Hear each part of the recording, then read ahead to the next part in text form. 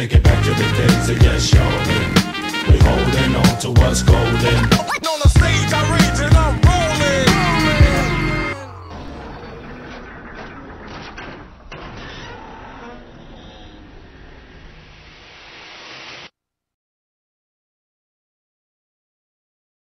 If Weird Al has taught us anything, other than despite what Hollywood may make us think, parody is not dead, it's that we have developed a very odd relationship with Christmas. I think through too many demented Christmas carols, too many shitty holiday movies, too much attention being put on people who want to make us feel as miserable as they do around the holidays, and just too many people who legitimately are that miserable around the holidays, most of the lightheartedness seems to have disappeared. Our celebration of the holidays is now surrounded by heavy cynicism, and at times it can get more than a bit demented. It is with this in mind that I rationalize my decision to take another look at Round the Twist for the seasonal episode. Now, I know what you all must be thinking at this point, so let me just say this.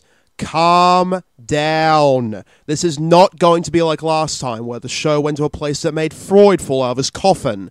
No, today we're looking at the Christmas episode of the first season, Santa Claus. Okay, I'll just say it now. I'm going to refrain from making any Nightmare Before Christmas references in this episode, because that would be taking the easy way out. Besides, his name's Santa, not Sandy. Anyway, we open to Pete Twist asleep on the couch. Get away from me. Get away from me, pigs. No, I won't marry you.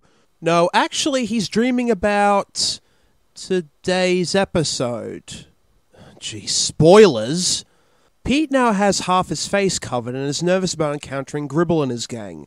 We get a few hints as to what's going on, with Dad's joking around and Pete's suspiciously squeaky voice. While his siblings distract Gribble, he makes it to the classroom and hides in a closet. If he's seriously that nervous about whatever's happened, surely his dad could have just let him stay at home.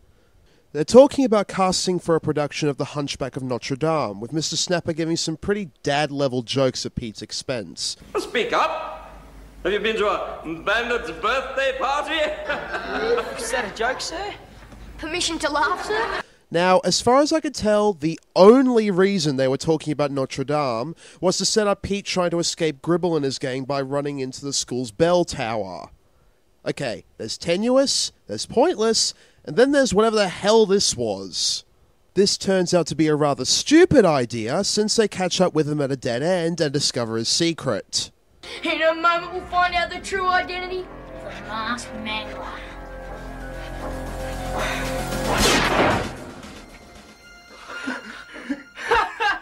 Joke too easy, must resist. It's really good for blowing out candles. That'll do, Pete. That'll do. He spends the rest of the day being laughed at by the other kids. Personally, I'm still not sure whether to laugh or scream in terror at that thing. Fiona, this episode is set before Lucky Lips, so this scene is slightly less awkward than at first glance. Asks the question that's on everyone's lips. What in the name of HR Puffin Meth happened to this kid? We then go to a few days earlier at home, where Dad starts talking about the idea of illusion and reality in relation to his sculptures. Because we didn't get a big enough inkling that there was a huge and it was all a dream ending on the horizon from earlier. Bronson asks that old chestnut of a question about whether or not Santa is real. Tony waffles around by giving this answer. Santa Claus lives in the minds of all true believers, Bronson. Is Santa God? To try and give us something more concrete, relatively speaking anyway, Tony suggests they go down to the Christmas fair and see Santa themselves.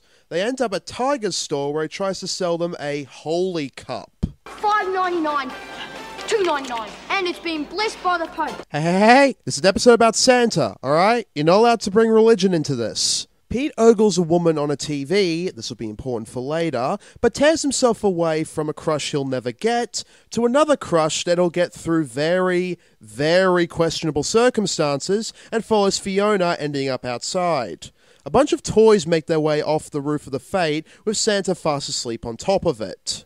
He yells a bit at Pete for waking him, ending up looking like just another crazy hobo, but the teleportation and failed attempt to do the bewitched nose twitch, or at least it's how it looks whenever I try and do it, shows that he's a bit more than that. I am Santa Claus number 115,302. He explains the actually kind of rational notion that one person being able to visit every person on Earth in one night is, well, impossible, and that there are instead thousands and thousands of them, each with their own sectors.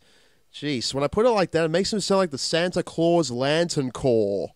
On Christian day, on Gentile night, no chimney shall escape my sight. At those who all year do what's right, believe my power, Nicholas's light.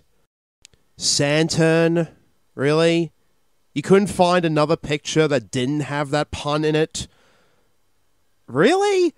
I mean, with Rule 34, that essentially means that everything that could possibly be thought of by the human mind has been drawn already, and yet no one has managed to make Green Lantern Santa Claus without that atrocious pun.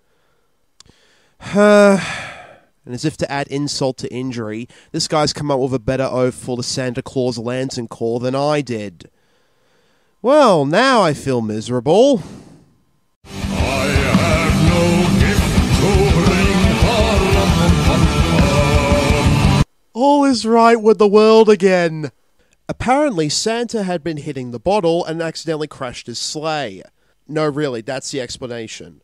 Pete, showing that special Scully brand of skepticism, doesn't believe a word of it until he sees the titular Santa Claus, which are apparently an evolutionary change after centuries of climbing chimneys. This episode is somehow bringing logic and science into the Santa mythos without it seeming either forced or just plain stupid. Now I'm starting to remember why I love this show so much. As a reward for helping Santa, save those toys, he and his family are allowed 2 free wishes each. We'll get to those a bit later on though, as earlier Linda got roped into a free makeover from Mrs. Gribble and... meh, given this show it couldn't have been worse. Hell, given what I've reviewed before it could have been worse. Santa keeps pestering Pete for their wishes and gives a zinger to the Gribbles for their trouble, just in case he didn't like this guy enough. And what would you like for Christmas, love? Oh, you horrible little man. Don't be greedy, you've already got an horrible little man. He hears from Linda that Nell is being the fake Santa and, well, he seriously doesn't believe that imitation is the highest form of flattery. Looks like it's time for a bit of Merry Combat!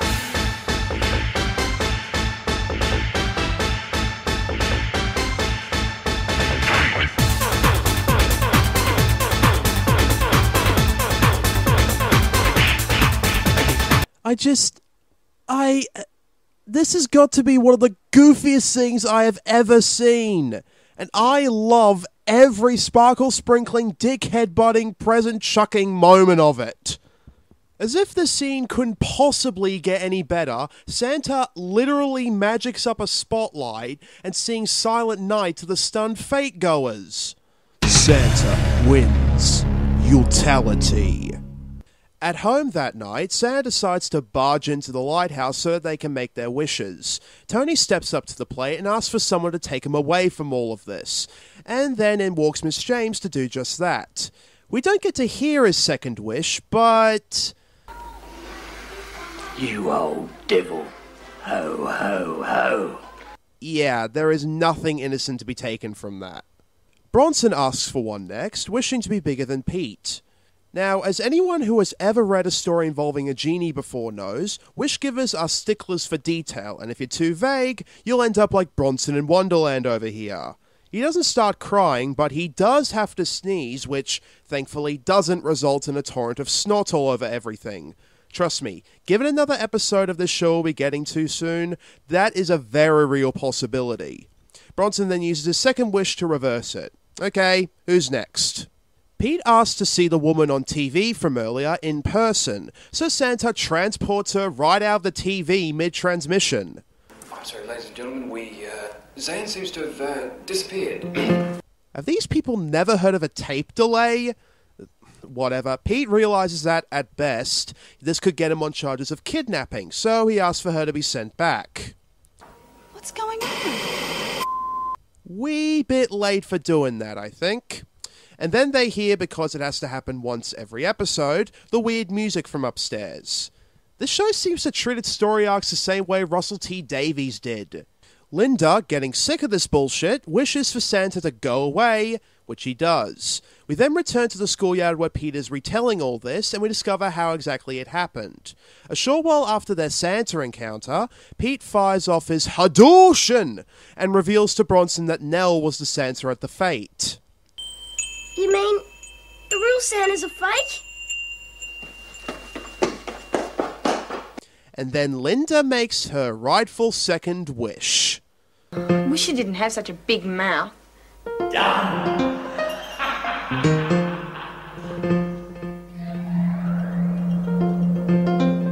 Ba-da-ba-ba-da-ba. And yes, just like last time, the original story ends with the lead being punished, but given how Pete's a main character and all, having him stuck with a micro mouth isn't going to work out, so the episode keeps going. Pete then wakes up from his nightmare on Christmas morning. Who's got two thumbs and called it from the start? This guy. Yeah, that joke doesn't really work if you can't actually see me, so never mind. And we close on Pete getting his Christmas present, a framed, signed picture of him with Santa Claus. The end. This episode shows all that I love about this series in spades. Its sense of humour, its characterisation, its ability to weave the real and the surreal without it seeming like oil and water, and of course, the sheer levels of weird without descending into complete bugfuck. And, ignoring my snarky pessimism from earlier, Christmas has and always will be a time of family and goodwill. And this episode showed that by making an example of the one guy who didn't show that in true Dickens fashion. Also, I just love the Santa for this one, who couldn't be any more Aussie if he was complaining about them bloody boat people. Along with the Grinch, yes, don't mock me, and that one Married with Children episode with Sam Kinison, watching this has become a personal seasonal tradition. This is most definitely something I'm glad I remember. Merry Christmas and Happy Holidays from the Grey Vault.